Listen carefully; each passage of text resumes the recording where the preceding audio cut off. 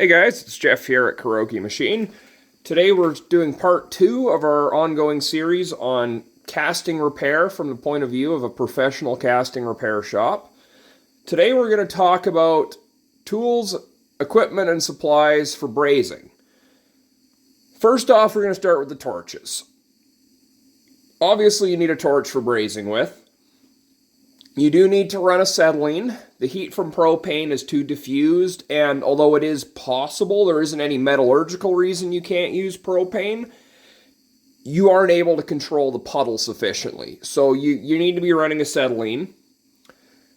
You also generally need quite large tips. For very small castings, this obviously is not the case, but if you're trying to work on something that's inch thick, you're not doing that with a little number 0 gas welding tip. You need a pretty seriously big tip for it. So you are going to need large cylinders. We have the largest size acetylene cylinders available here and run T-sized oxygens.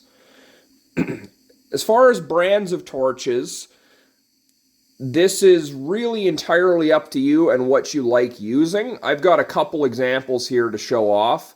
There are a couple of trade-offs to look at. When I started out, I used Purox. I got a really nice Purox set when I was a teenager. I like that they've got a nice thick handle that's comfortable to hold on to, and they're really good quality. The problem is, ESAB owned Purox, and ESAB also bought out Victor. And once they bought Victor, they basically discontinued all support for the Purox line. So there's a lot of things like regulator rebuild kits, parts for the torch handles, tips. You just can't get anymore. So this one's basically retired. This has a propane rosebud on it. It's just the only tip I have left for it.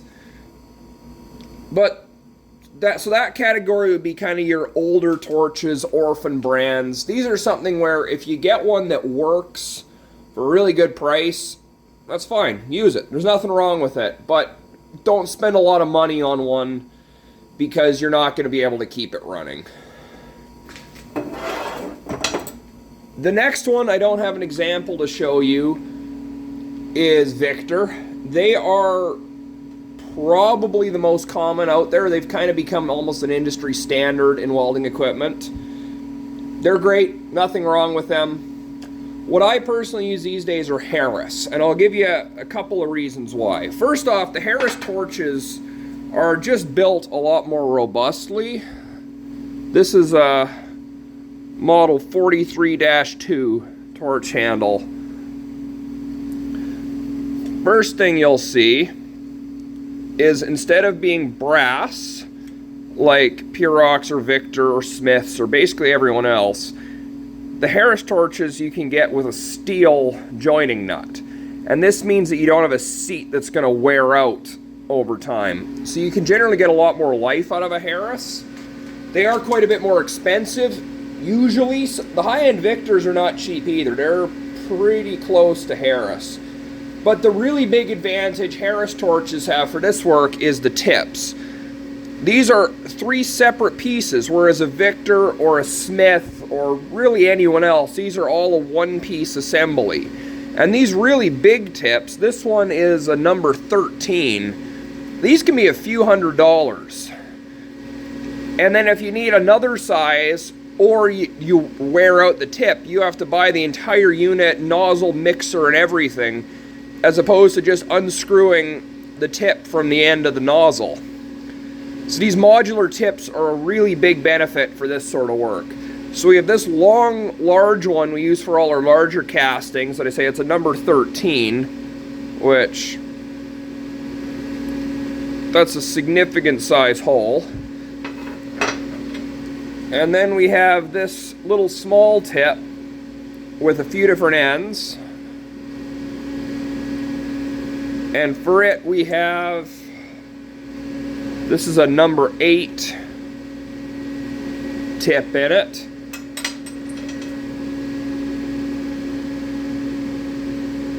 This one's a number 10.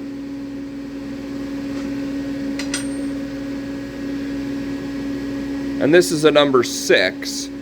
And they do make smaller, I just don't have any smaller ones for that right now. Third category, or fourth category, I should say, of torch I'll give you is going to be these things. These have been around for a while. I don't think they've ever sold particularly well because the company keeps changing names. These originally were a Dillon torch, then they were called a Henrob, then they were a Cobra. Now they're sold by a company called Detroit Torch as a DHC 2000. I bought this one probably 4 or 5 years ago when my wrist problems were a lot worse, thinking it would be more ergonomic. And it is, but it's got some drawbacks. First one being, this is the biggest tip they have available, which will certainly put some heat out.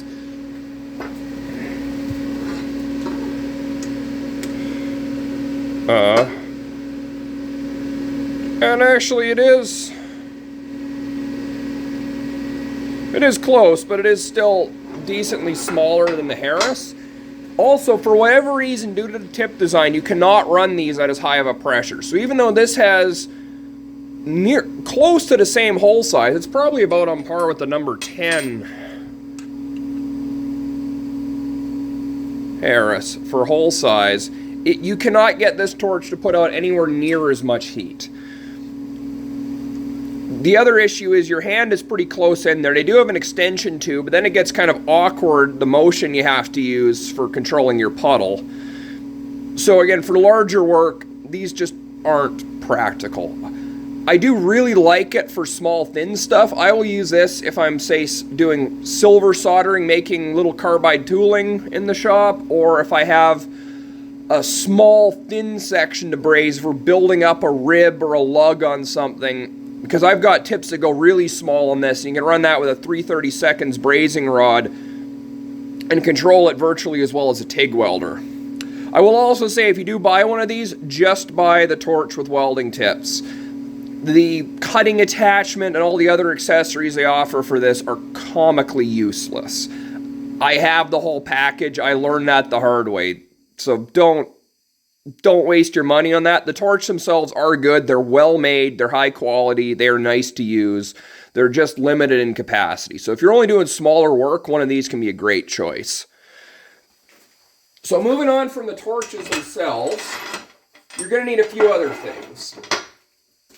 Ignoring the obvious stuff like grinders and wire brushes to clean your part and do weld prep, you're going to need flux. This is the flux we use for most things. This is just plain old Harris 600. It's a borax boric acid mixed flux.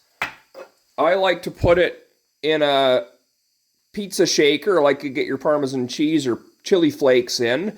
And this is just an easy way to apply it to the casting you're working on. There are other formulations for flux out there. There used to be, I should say, a bunch of dedicated cast iron fluxes. They have basically all, as far as I know, all of them have been pulled off the market in recent years. And this is largely due to health concerns. A lot of them are really quite remarkably toxic. You can blend your own. There are some people who blend their own. We have dabbled in flux blending as well. I've hummed and hawed on this, and I've decided I'm not going to share any information on that subject.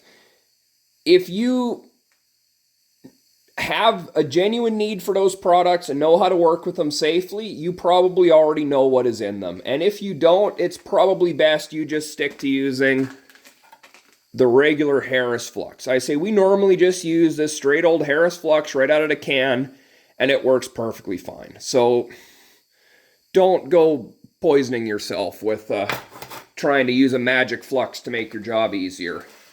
As far as filler rods, the most common is going to be the low fuming bronze. There is also nickel silver and a nickel bronze available. These are flux coated. I normally use flux coated rods personally, just because I don't like having to be stopping my buildup constantly to go dipping in a jar of flux. So I use flux-coated rods and then apply extra flux because what's on the rods themselves is not enough to do a good job brazing. You can get bare rods that you heat up and then dip in flux. They work fine. They do have their place for some things. I'm actually out of them right now, so I can't show you one. And lastly, we're going to talk a little bit about safety gear. Especially on larger castings, you have the entire casting preheated above 600 degrees Fahrenheit, and there is an incredible amount of radiant heat coming off. I generally like using glasses as opposed to the big goggles. If you are doing really large work, you'll actually use a Shade 5 face shield rather than glasses just to help stop some more of the radiant heat coming in. For gloves, the best I have found are these aluminized back, elbow length, insulated leather welding gloves. I have tried some of the specific heat resistant gloves that are made out of various fibers, fiberglass, what have you. I have not had very good results with them. These are the best I've found. They are expensive. These can be upwards of $100 for a pair of gloves. Companies such as Watson Gloves or Tillman Gloves will make them. These are the best I've found. For smaller work, it doesn't matter. You can just use regular leather welding gloves. But if you've got this big torch going and you're putting 10 pounds of bronze into something, you're going to want a pair of these. The last thing I'd add is a welding jacket. Again, for larger work with the high amount of radiant heat. A lot of guys use leather jackets. They work fine. I personally like these aluminized rayon jackets. They're very thin and light. And between being a lot thinner and lighter to wear and the aluminized coating, I find you stay a lot cooler wearing one of these than wearing a leather welding jacket. But that's purely a personal preference thing. If it's a really small job, again, I will usually just wear a pair of gloves because I always wear a cotton shirt anyways that's not going to burst into flames on me. So there's another good point. Make sure you aren't wearing anything nylon or polyester or anything combustible. Other than specific protective gear, your clothing should be limited to cotton and wool. Those are non-combustible and they're safe to wear around hot work. Anyways, I hope some of you found that helpful. This is only part 2 in what's probably going to end up being at least a 10-part series. If you have any specific questions or any other details you'd like covered, please do let me know in the comments, and we will get them into upcoming videos. Thanks for watching. Y'all have a good day.